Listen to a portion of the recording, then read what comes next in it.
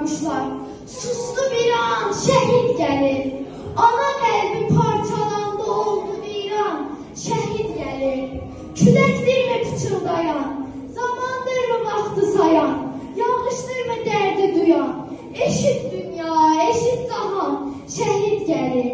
El yığışıp harayına, uçmuş ömür sarayına. Şehitlik düşüp payına, o tutudur yanır her taraf. Eşit dünya, eşit cahan. Şehit gelir. Qalx ayağa, şehit gelir.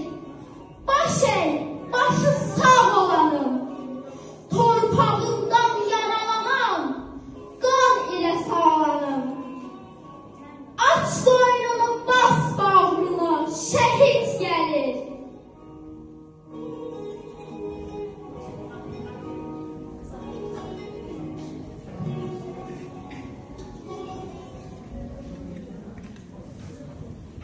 Ama şehidin gelir, başını dik tut ağlama.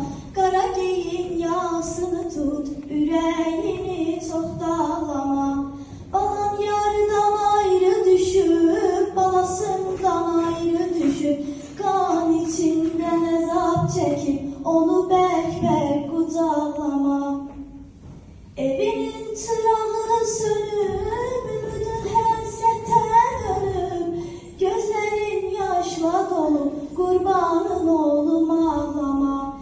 Evinin çırağı sönüp, ümidin həsrətə dönüb.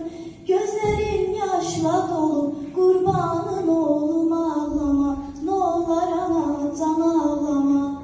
İncitme balan yağdır, sevgisi talan yağdır.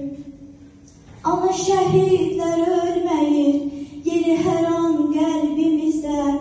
İndi yatır şirin şirin, məkanında, cənnətində.